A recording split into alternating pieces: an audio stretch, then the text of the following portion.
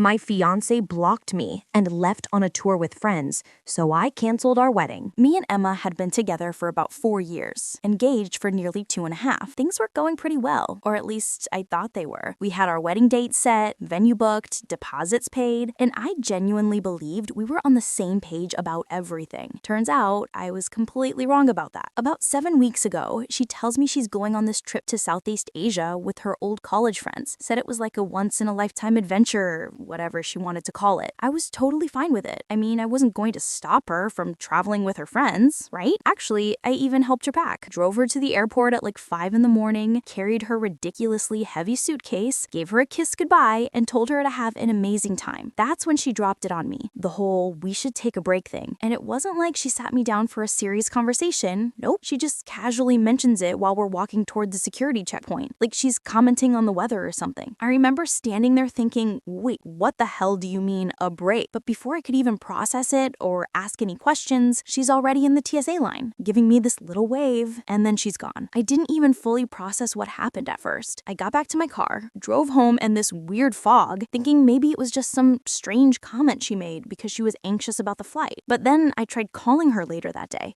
just to check in, make sure she landed safely. And guess what? Blocked. Like completely blocked. I couldn't call, couldn't text, nothing. I checked Instagram, Facebook, everything. Blocked on every single platform. That's when it really started sinking in. This whole break thing wasn't some casual offhand remark. She actually meant it. She literally left the country and decided to completely cut me off without any real conversation about it. I tried to give it a few days, thinking maybe she'd cool down, maybe she'd realize how insane this was, but after 6 days of absolute radio silence, I was done. I made my decision right then and there. The wedding was off. And you know what? I felt good about it. Why the hell should I sit around waiting for someone who thinks they can just walk away whenever they feel like it? No way. She made her choice, so I made mine. I started canceling everything. The venue, the catering, the photographer, the florist, everything we'd planned. Just pulled the plug on all of it.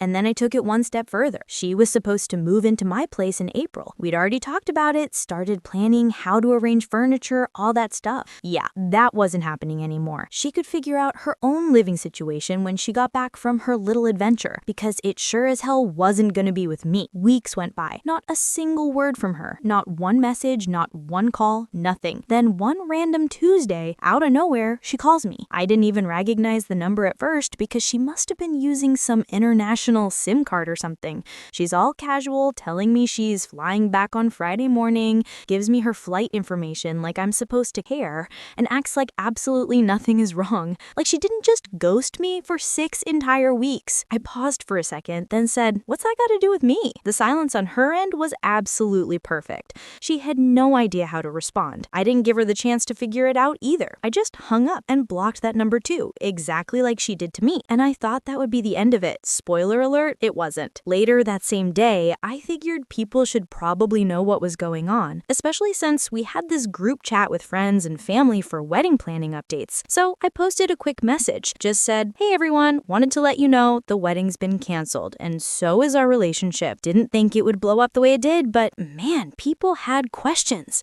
Everyone started asking what the hell happened. So I laid it all out, told them how Emma went off to Asia, decided we needed a break without actually discussing it with me, then blocked me for 6 weeks straight. They were shocked. Some people were genuinely angry on my behalf, which honestly felt pretty validating. You never really know how people will react when you drop news like that. Around 3 in the afternoon, Emma finally decided to jump into the group chat. She didn't say much at first, just asked me to call her so we could talk privately. I wasn't having it. I told her we could talk right there in the chat if she wanted to explain herself. She didn't like that. Said something like, this is between us, not for everyone to see. Yeah, no. She made this public the second she abandoned me without a word. She tried messaging me privately a few more times, but I kept it short and cold. I wasn't in the mood for her excuses. By 7 that evening, she was actually begging me to pick her up from the airport when she landed so we could, quote, talk this out properly. I told her straight up, that was your plan, not mine. None of this was ever my plan. And I meant every word. I wasn't about to go running to the airport like some desperate fool after everything she pulled. To be honest, part of me was still waiting for her to give me some kind of explanation that would actually make sense. I guess I wanted to believe there was some legitimate legitimate reason, something that would justify why she treated me like this. But as the hours passed, I realized there wasn't gonna be a good reason. She wasn't gonna come back with some heartfelt apology or tell me there was a huge misunderstanding. She made her choice, and I had to accept that. So over the next few days, I focused on getting my life back in order. I went through all our shared accounts, made sure everything was properly separated, changed my Netflix password, Spotify, all that stuff. And yeah, I changed the locks on my apartment too. Last thing I needed was her showing up unannounced, thinking she could just walk back into my life. I even started looking at some trips for myself. Figured if she could run off to Asia for 6 weeks, maybe I deserved to take some time for myself too. Anyway, that's where things stood. She was coming back in a couple days, but I wasn't gonna be there waiting. She could figure out her own ride home. As far as I was concerned, that chapter of my life was completely over, and I was ready to move on. Alright, let me tell you what happened next, because things escalated pretty quickly. After I made peace with the wedding being off, I figured it was only a matter of time before Emma tried reaching out again. I was ready for it. What I didn't expect was how fast she'd try to play the victim. It started when I got this message from one of our mutual friends, Tyler. Tyler's always been a solid guy, pretty straightforward, but this time he seemed hesitant, like he didn't want to get involved, but felt like he should. He sends me a screenshot from a different group chat, one I obviously wasn't part of. It was Emma talking to some of her friends, trying to make it seem like I completely overreacted. Can you believe that? In the chat, she's telling everyone how stressed she was about wedding planning and how she just needed some space to clear her head. She even said something like, I didn't think the break would last that long, but I assumed he'd understand. And then there was this absolute gem. I just need to figure out if I was ready for marriage, but he canceled everything before I could even talk to him. I almost laughed reading that. Like, she blocked me on every platform for 6 weeks, then acts like I'm the one who didn't give her a chance to communicate. That's not how any of this works. I felt my blood pressure rising just looking at those messages. She was actually trying to rewrite history, making everyone think I was being irrational and impulsive about canceling the wedding. At that point, I knew I couldn't just let her keep spinning this narrative and making me look like the bad guy. So I went back into our main group chat where everyone was still buzzing about the wedding cancellation, and I set the record straight. I posted a message that said, look, I just want everyone to know the actual truth here. Emma decided we were taking a break without having any conversation with me about it, blocked me on everything for 6 weeks, and now she's acting like this is just some miscommunication. I canceled the wedding because I wasn't going to wait around for someone who didn't respect me enough to even have a conversation. People immediately started responding, offering support and saying how messed up the whole situation was. Emma stayed silent in the chat for a solid 2 hours after that, but then she finally responded with some weak excuse about how she didn't think things would escalate this far and how she never meant to hurt anyone. Again, zero accountability, no real apology, just trying to save face. One of my close friends, Marcus, jumped in and called her out right there in front of everyone. He said, Emma, you can't just drop a break on someone and vanish for weeks, then expect everything to be fine when you return. That's not how relationships work. And honestly, I was relieved someone else said it because I was getting tired of defending myself. Then things got interesting. Emma's friend Jen, who I always suspected was kind of shady, decided to back Emma up. Jen started going on about how Emma had been through a lot and how wedding pressure can really mess with people's mental health. She was trying to make it sound like Emma was this victim of stress and anxiety, which, okay, I get that wedding planning can be stressful, but come on, that's not an excuse to block your fiancé and disappear for 6 weeks while you're partying across Asia. Jen kept pushing, saying stuff like maybe you should have given Emma more time to process everything, and maybe you acted too hastily canceling the wedding. That's when I completely lost it. I wasn't about to sit there and let someone who wasn't even in the relationship tell me how I should have handled it. So I responded, Jen, with all due respect, you don't know half the story. This isn't about wedding stress. It's about Emma blocking me, cutting me off completely, and not bothering to communicate once during her entire trip. I tried reaching out, called, texted, got nothing. How much more time was I supposed to give her? Another 6 weeks? A year? If Emma didn't want to be with me, she could have said that, but instead she disappeared and expected me to just wait around. That's not happening. The chat went silent after that. I think people were starting to realize just how badly Emma had handled everything. Even Jen didn't have much to say after that. A few days later, I got a call from Emma's brother, Chris. Chris and I had always gotten along pretty well, so I figured maybe he was just calling to check in. But as soon as I answered, he went straight into, why did you cancel the wedding without talking to Emma first? I was stunned. I didn't expect Chris to take Emma's side, especially after everything. I said, Chris, your sister blocked me. How was I supposed to talk to her when she literally cut off all communication? Chris didn't really have an answer for that, but he kept pushing, saying Emma was heartbroken and that I should have waited for her to come back so we could talk things through. At that point, I had had enough. I told him, look, I understand you want to support your sister, but what she did was wrong. She didn't give me any say in this whole break situation, and I'm not going to wait around for someone who doesn't respect me. If Emma wants to explain herself, she knows how to reach me, but I'm not the one who needs to fix this. Chris tried to say more, but I just told him I had to go and ended the call. I wasn't about to keep having the same conversation with every person Emma sent my way. That night, I finally got a message directly from Emma. This time she was apologizing. Well, sort of. She said she was sorry for how things went down, but didn't actually take responsibility for her choices. It was one of those half apologies where she tried to make it seem like we were both at fault somehow. I didn't reply. There was no point. She'd made her bed, and now she had to deal with the consequences. After that, I made absolutely sure to block her everywhere again, just to prevent any more drama. I wasn't interested in hearing excuses or letting her drag this out any longer. At the end of the day, I realized something important. I dodged a bullet. If this is how Emma handled stress and conflict, I couldn't even imagine what being married to her would have been like. I felt bad about the time we'd spent together, but I was genuinely glad it ended before things got even worse. Now I could actually move forward, and that's exactly what I plan to do. So after all the drama with Emma and her trying to guilt trip me into reconsidering, which by the way didn't work at all, I thought maybe things would finally settle down. But nope, not even close. Turns out I had way more coming at me than I could have possibly anticipated. About a week after I blocked Emma for what I thought was the final time, I get this random call from a number I didn't recognize. I almost ignored it because at this point, I really wasn't in the mood for more confrontation. But for some reason, I decided to answer. And guess who it was? Emma's mom, Patricia. Yeah, her actual mother. What the hell, right? Patricia had always been one of those people who was super sweet to your face, but you could tell there was this whole passive-aggressive thing just bubbling under the surface. She was the type who'd give you a compliment that somehow still felt like criticism. You know the type. Anyway, Patricia starts the conversation all friendly and pleasant, like nothing dramatic had happened at all. "Hi, sweetheart, how have you been?" she says, like we hadn't just canceled a wedding and I hadn't blocked her daughter for my entire life. I wasn't about to play games, so I kept it brief. "I'm fine, Patricia. What's going on?" That's when she launched into the guilt trip. She starts saying, "Oh, we were all so looking forward to the wedding, and this whole situation has really devastated Emma. You know she's been absolutely heartbroken since she got back, right? She's been crying constantly."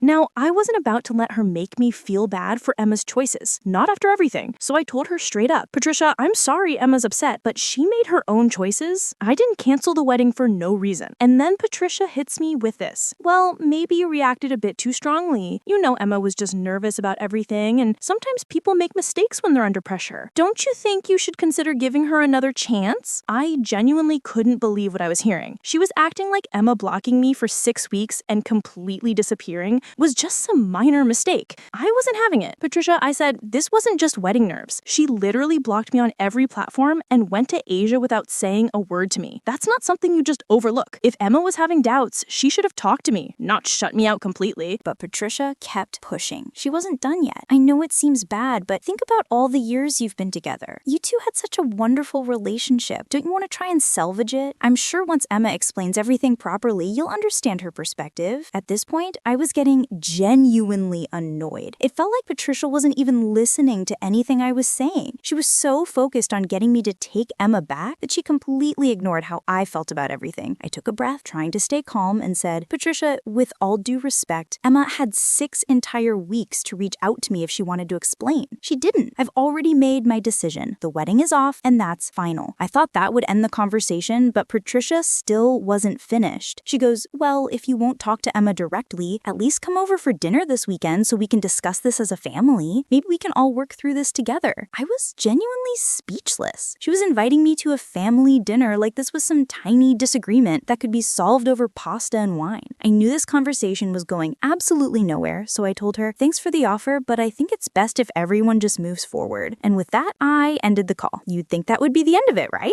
Wrong. The very next day, I get a message from Emma's dad, Robert. Robert is one of those old school guys who thinks he's always right about everything. He's never particularly liked me, but he tolerated me because Emma and I were together. When I saw his message, I knew it wasn't going to be friendly. He basically went off on me, saying how I was throwing away something good and that I was ruining Emma's life by not giving her a chance to explain. He even said something like, "Real men don't act like this. You should be standing by your fiancé, not running away at the first sign of trouble." That really pissed me off. I mean, I stood by Emma for 4 years and this is the thanks I get? I didn't reply to Robert's message because I knew it would just turn into a pointless argument And honestly, I was completely over it. But that wasn't even the worst part. A couple days later, I get yet another message from Emma. She'd gotten a hold of some other number to contact me, and it was this long, multi-paragraph message. She went on and on about how sorry she was, how she missed me, how she regretted everything. She said she had been confused about the wedding and needed time to think, but didn't know how to tell me, so she panicked and blocked me. Then she dropped the big revelation. She said she still wanted to get married. Yeah, you read that right. After all of this, after blocking me, ghosting me for 6 weeks, and trying to blame everything on wedding anxiety, she still thought we should go through with it. It was like she was living in some alternate reality where a simple apology could erase everything.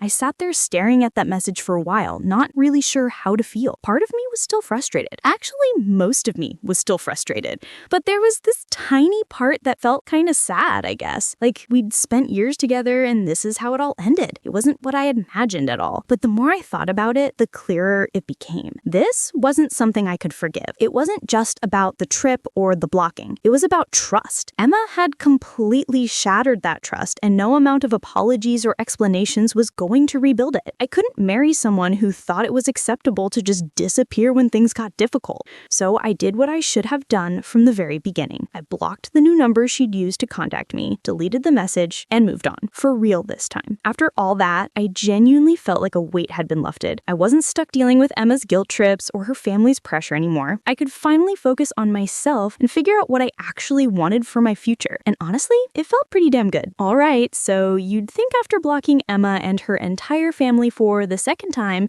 things would finally die down, right? Wrong. Of course not, because that would be way too easy. It's like they couldn't accept that the wedding was actually off, and they just kept coming at me from every possible angle trying to wear me down. Spoiler alert, it didn't work. A few days after Emma's last attempt to reach out to me, I get a text from someone else. This time, it's from one of her bridesmaids, Hannah. Hannah and I were never particularly close. She was always polite when we hung out in groups, but she was definitely more Emma's friend than mine. So when I saw her name pop up, I immediately got suspicious. The text started off innocent enough. She was asking how I was doing, saying she heard about everything. The usual surface level stuff. But I wasn't stupid. I knew she wasn't just checking in out of genuine concern. So I kept my response short. Yeah, I'm doing fine. Just dealing with everything one day at a time. And then she hit me with it. I really think you should hear Emma out. Here we go again. I stared at my phone for a minute, debating whether I should even respond. Part of me wanted to just block Hannah immediately and move on. But I was curious. I wanted to see where this was headed. So I asked her why she thought that. Hannah went into this whole speech about how Emma had been really struggling since she got back, how she'd been crying every day, how she was too scared to reach out to me directly because she thought I wouldn't listen. Apparently, Emma had been telling all her friends that she messed up badly, but had no idea how to fix it. I let out a long sigh, feeling that familiar frustration building up again. Hannah, I've already heard all of this. I gave Emma plenty of chances to explain herself, and she didn't take them. She blocked me for 6 weeks and then expected everything to be fine when she got back. That's not something I can just forget. Hannah kept trying, going on about how Emma just needed space and didn't mean to hurt me, but the more she talked, the more obvious it became. Emma had sent Hannah to do her dirty work, thinking maybe I'd listen to someone else since she couldn't get through to me herself. It was like Emma didn't even have the courage to face me directly anymore. I'd had enough. I told Hannah, look, I appreciate you trying to help, but this isn't something that can be fixed with a few apologies. It's over. That's it.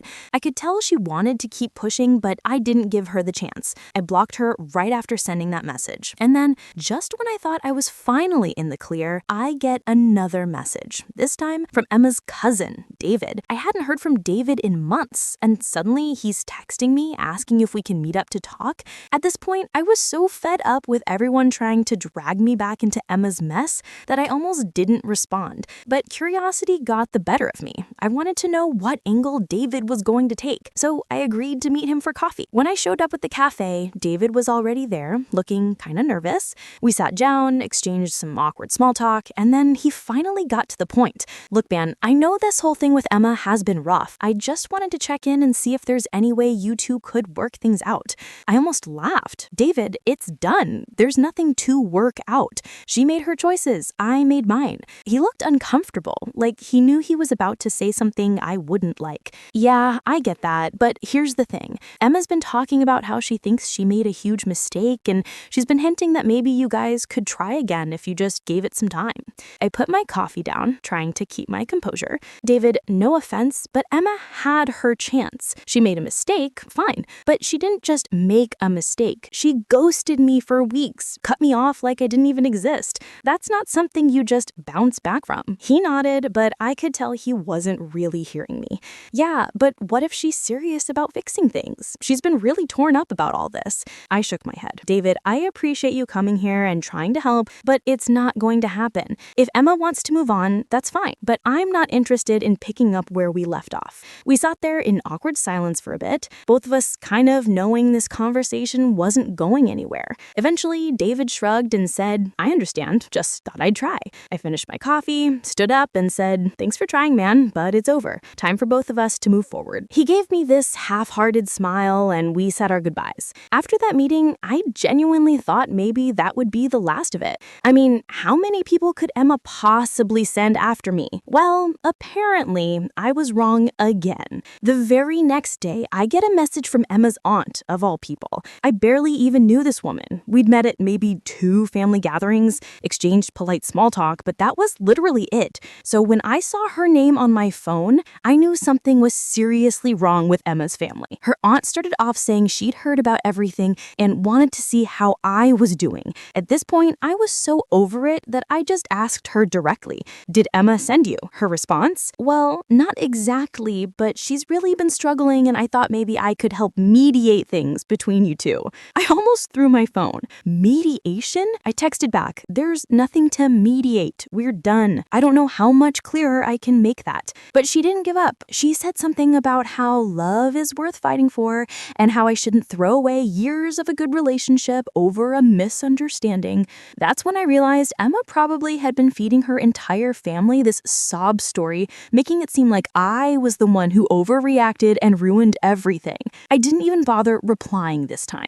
I just blocked her and decided that was it. No more conversations, no more explanations, no more giving people the opportunity to drag me back into that toxic situation. I was done, for real this time. After that, things finally went quiet. No more texts, no more calls, no more random family members showing up in my messages, trying to guilt me into taking Emma back. It felt good, like I could finally breathe again without the constant weight of her drama hanging over me. And honestly, for the first time in a long time, I felt like I was actually moving forward. No more waiting for apologies that didn't mean anything, no more wondering what could have been, just me, focusing on what comes next. And that's exactly what I needed. Alright, so here's how everything finally came to an end. And yeah, it didn't go quietly. You'd think after blocking Emma, her mom, her bridesmaids, and basically her entire extended family, things would just fade away naturally. Well, that's not what happened, because Emma decided to make one final move,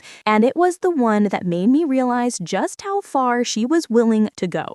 About a month after everything went down, I come home from work one day and find something wedged in my apartment door. At first, I thought it was just some flyer or takeout menu, but when I got closer, I realized it was an envelope with my name handwritten in it in familiar handwriting. I almost didn't open it because honestly, who even does this anymore? But I figured, why not? Maybe it was some final attempt from Emma, but I wasn't expecting anything too dramatic. Boy, was I wrong. I opened it up and it was this long handwritten letter from Emma, like multiple pages long. She absolutely poured her heart out saying she missed me, regretted everything, the whole routine. But here's the part that made my stomach drop. She mentioned that she'd been by my apartment a few times and noticed I'd changed the locks. The way she wrote it was casual, like it was no big deal. But the fact that she'd been coming by my place without me knowing seriously freaked me out. I immediately checked my door, double-checked the locks, and started thinking about what to do next. The letter wasn't just an apology either. She was basically laying out this whole plan for how we could start fresh. She said she'd been talking to a therapist about us,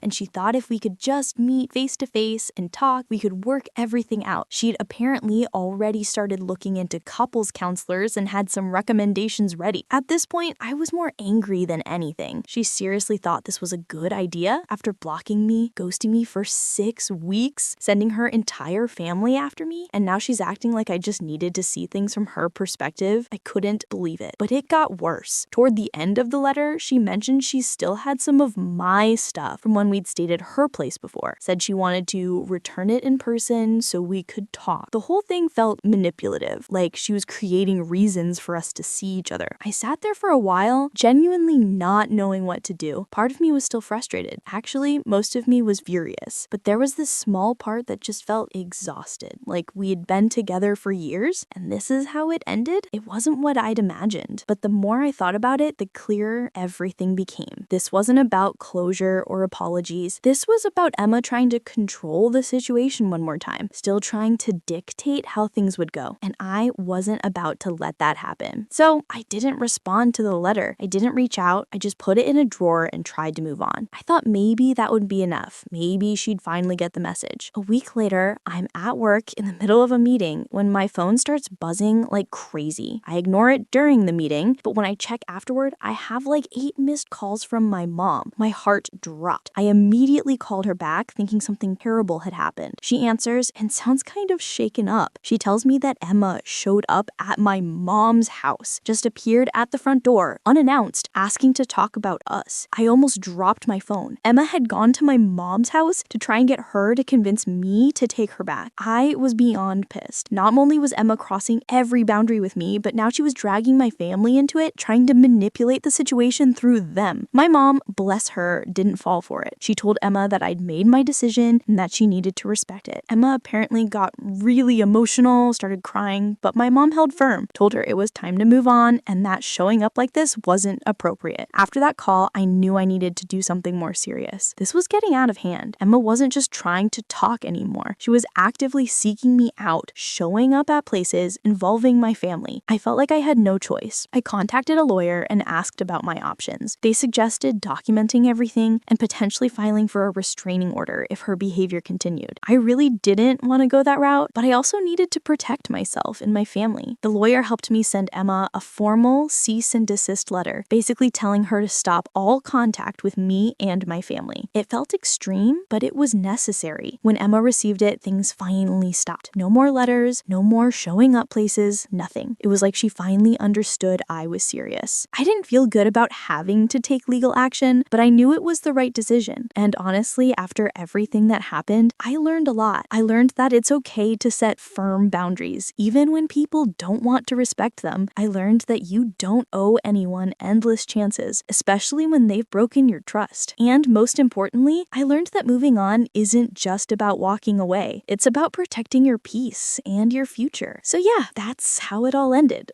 I'm finally free from all the drama, and I'm actually excited about what's next. It wasn't easy, but I made it through. And now I'm just focused on moving forward. No more looking back. So that's the whole story. A relationship that ended at an airport, a wedding that got canceled, and a lesson learned about knowing your worth. Sometimes the hardest part isn't the breakup itself, it's standing firm when everyone's trying to convince you to go back. Drop a comment and let me know what you would have done. And if this story kept you hooked, hit that like button and subscribe to Redditist for more wild stories every single day. Catch you in the next one.